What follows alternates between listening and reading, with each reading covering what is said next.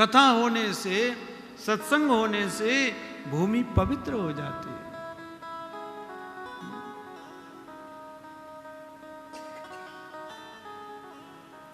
बिनु सत्संग विवेक न हो, राम कृपा बिनु सुलभ न सोई।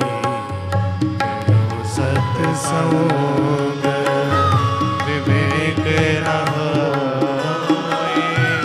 राम कृपा बिनु सुलभ न सोई।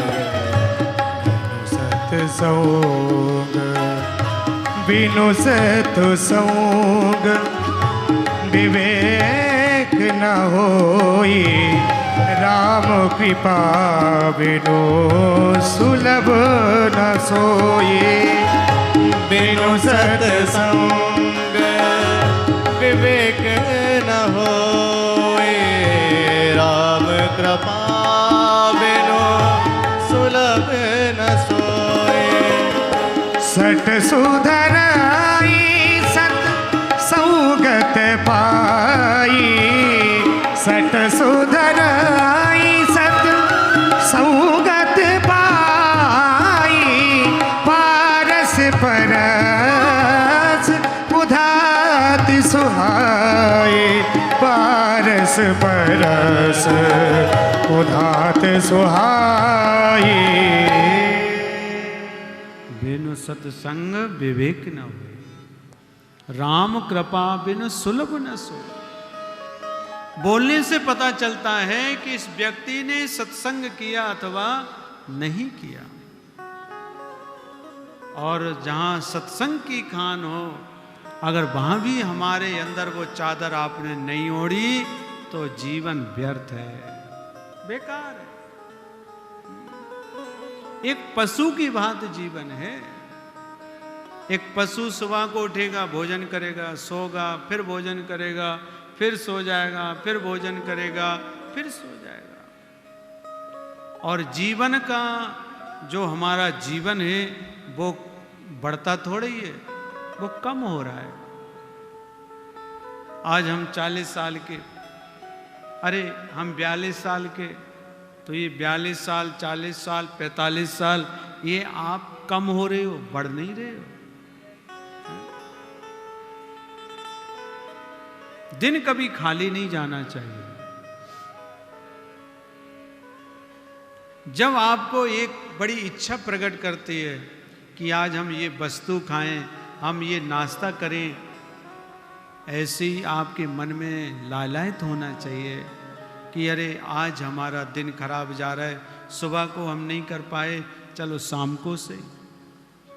क्या बोले? भगवान नाम, क्योंकि नाम की बड़ी महिमा है। सुबह नहीं कर पाए दोपहर में से, दोपहर में नहीं कर पाए शाम को से ही, पर आपका दिन कभी खाली नहीं जाना चाहिए। जीवन का प्रत्येक क्षण कम हो रहा है, हमारा जीवन कम होता जा रहा है। किसी ने कहा कि आप 100 बरस के, तो 100 बरस के कहां रहे?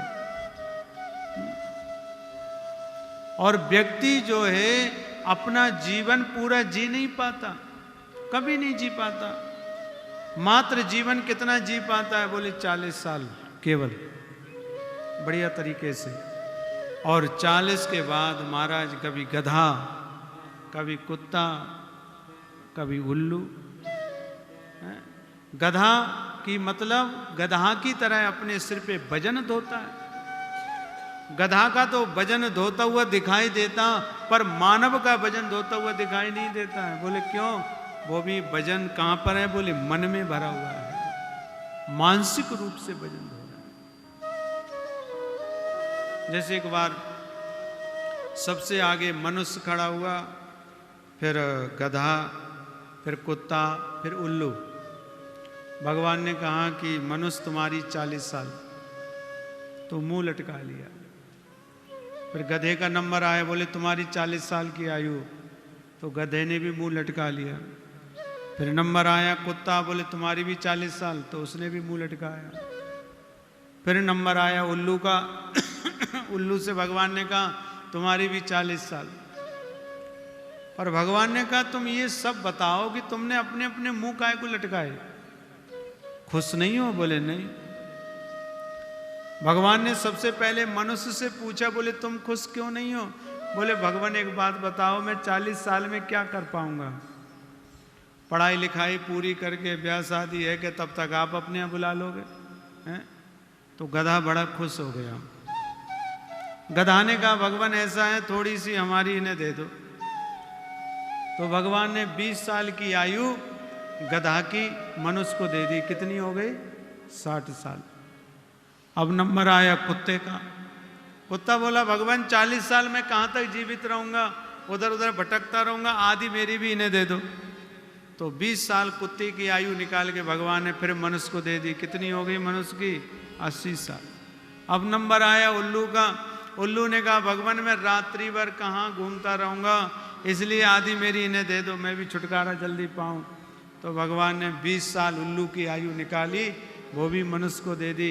मिलाकर के कितनी हो गई? 100 बरस। अब जो जीवन जो है, जो हम बड़ी प्रसन्नता से जीवन व्यतीत करते हैं, तो वो हम 40 साल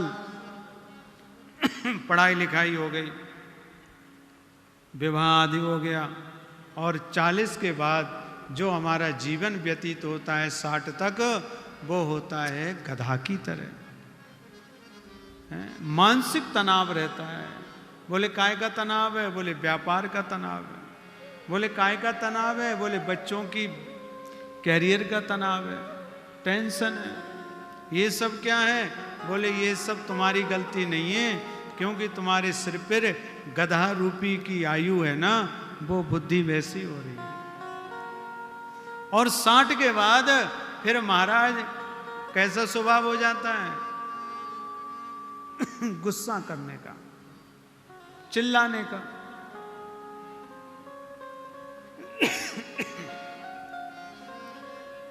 साठ से 80 साल तक व्यक्ति चिल्लाता बहुत है?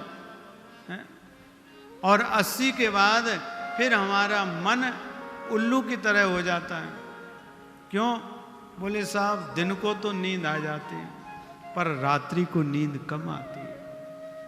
मेरे भाई बहन हमेशा याद रखें, हमारा जीवन क्षण क्षण का कम हो रहा है, प्रत्येक क्षण कम हो रहा है, प्रत्येक दिन हमारा, प्रत्येक समय, प्रत्येक क्षण, प्रत्येक पल बहुत बड़ा कीमती है, बहुत बड़ा कीमती है। व्यर्थ में नहीं गंवाना चाहिए। भगवान का भजन करें, भगवान का गुणगान करें।